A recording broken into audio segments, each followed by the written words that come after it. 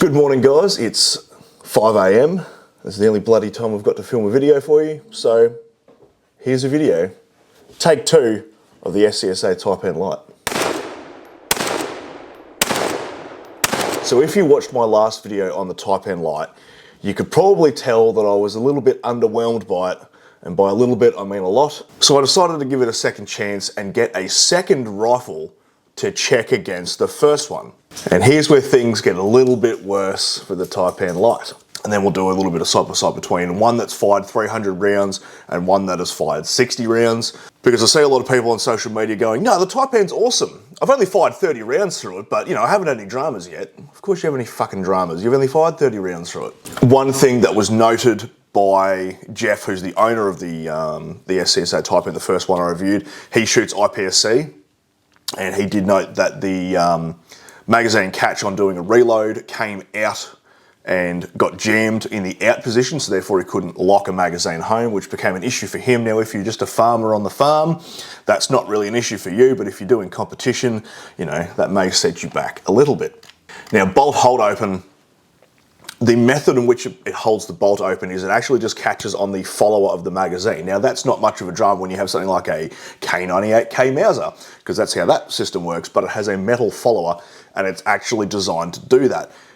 AR magazines are not designed to catch a bolt. AR magazines are designed usually on a multitude of different semi-automatics out there, will lift a catch and that catch will catch the bolt, not the plastic magazine itself. Now, as you can see here, this photo was taken at the 100 round mark, and that's the marks from the bolt lugs impacting onto the magazines. So the more you do that, the more you're going to damage your magazines. Magazines aren't cheap, and then you're going to have to buy more. The bolt catch lever broke on the first rifle, and that broke at the, I think it was the 200 round mark, somewhere around 200 rounds. It completely snapped in half, as you can see in this photo. Now, SCSA did send out a replacement bolt catch lever and a cam. The funny thing was that they sent them in a pack. Jeff only asked for the cam. They sent both, and the day that they sent the bolt catch lever as well in that pack, that's when it broke. So it worked out well for him, but you know, pretty shit. How this all works is the hammer hits the back of the bolt catch lever, which rotates it down, which allows the bolt to then be retracted.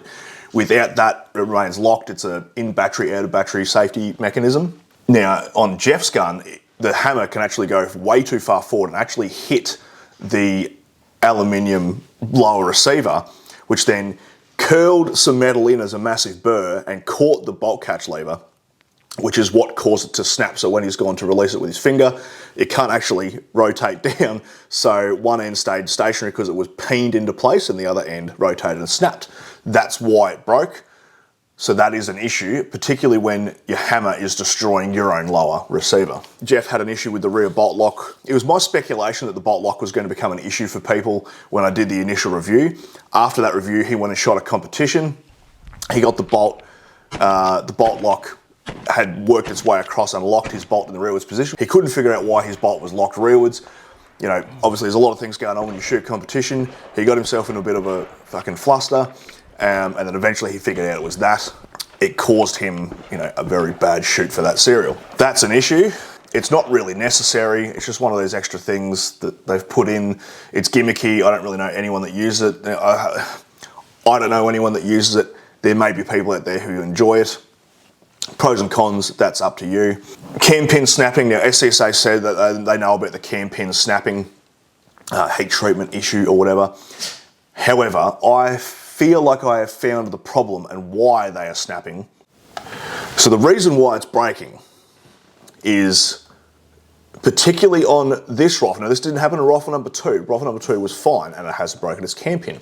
Rifle number 1, though, the bolt can travel too far forward and the cam is actually impinging on the front edge of the cam groove recess. Now, the cam groove recess, the cam groove on top of the rifle, and the cam groove recess is where it's allowed to, the cam itself is allowed to rotate, which is what allows the bolt to lock. Now, in its fully locked position, that bolt can go a little bit too far forward. It's actually hitting the upper receiver, as you can see in these photos.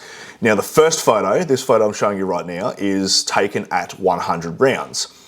This next photo has been taken at 300 rounds. You can see how big that burr has grown. That's how much the cam pin is bashing against the edge of the can groove recess on the upper receiver. That is ridiculous, and that's my opinion of why the cam pins have been breaking, is because they're smashing into the top of the receiver. So if you've had a broken cam pin, strip the rifle and give that a look, because that may give you a little bit of insight into why yours is snapping. All right, bolt rearward travel. It can actually travel a little bit too far rearwards. Now this is not on both the rifles I checked, where the back of the firing pin is actually slamming into the back of the upper receiver, creating a dent. Now this is doing two things. One, it's obviously wrecking your upper receiver, and two, it could actually create some stress in your firing pin. You don't really want your firing pin breaking, do you? So that is a bit of an issue. Probably just put a buffer in there. By put a buffer in there, I mean SCSA should put a buffer in there. Or make the recess wider, because you can actually see in the photos it's not wider than the back of the firing pin. So just mill that out a bit more and you have got yourself a winner. We talked about butt fitment in the last one, how it was a bit sloppy. So Jeff put a buffer tube adapter onto his SCSA Taipan, and his buffer tube adapter didn't fit.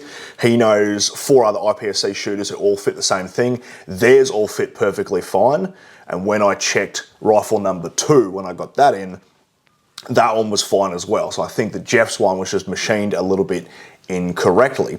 Now it's probably a pertinent time to point out that rifle number 1 that I reviewed is in the high 400s, nearly 500 serial number. Rifle number 2 that I checked is in the 60s. So there may be a disparity in quality control between the early guns and the later guns. Check your serial number. If you've got a later serial number, maybe you will have issues, and if you've got a lower serial number, that's probably why you haven't found any issues yet. Cerakote, I touched on this in the original review. The Cerakote is terrible. SCSA know it's terrible. They're fixing it. Cerakote on aluminium is kind of pointless, because Cerakote is there to stop corrosion. You don't really get corrosion on aluminium because it's aluminium. That's why most companies, when they do shotguns, semi-autos, etc., will do an anodization. All right, the trigger pull was an issue for this rifle. It's advertised that's going to be between 3 and 4 pounds. Now, rifle number 1, when we checked it, it was checked with the trigger pull gauge, and it fell anywhere between 4.5 pounds and 6.3 pounds. So even on the lowest pull it had, it was still higher than the factory specification for it. Rifle number 2 wasn't quite as bad, but it was still pretty bad. It was between 3.5 and 5. Still pretty much out of spec when you look at the average weight pulls of all of those. Now, the 2 rifles were weighed. The manual says it's supposed to be 2.95 kilos. Both rifles were weighed. One of them, so the first one weighed in at 3.35 kilos, and the second one weighed in at 3.15 kilos. These were completely bare, stock standard, out of the box. When it comes to wear and tear, so when I pulled these both down to do a side-by-side comparison, Jeff's gun number 1, had a lot of chips in it. So what happens when you fire a lot of ammunition, particularly through a bolt that is of this style, is you will get brass filings. Now, the brass filings are able to get in between the steel bolt carrier group and the aluminium rails on the inside of the upper receiver. And when they do that, the steel is harder than the brass, but the brass is harder than the aluminium, so it's actually creating chips and gouges in the rails, which obviously isn't good. You don't really want that. Now, this happened on both rifles, not just the one. However, the one that fired 60 rounds obviously had less wear than the one that had fired 300 rounds. But wear is wear, and if you're getting wear at 60 rounds, that's probably a bad thing. I don't know what kind of aluminium this is, but it's clearly not very strong aluminium, because it's got the consistency of chewing gum. Now, one thing I noticed on Jeff's rifle is he must have had a piece of brass or something get above the action bar and above the bolt group carrier on his rifle.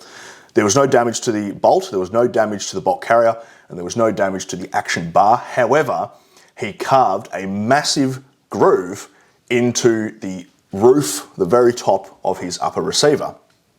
That is disgusting.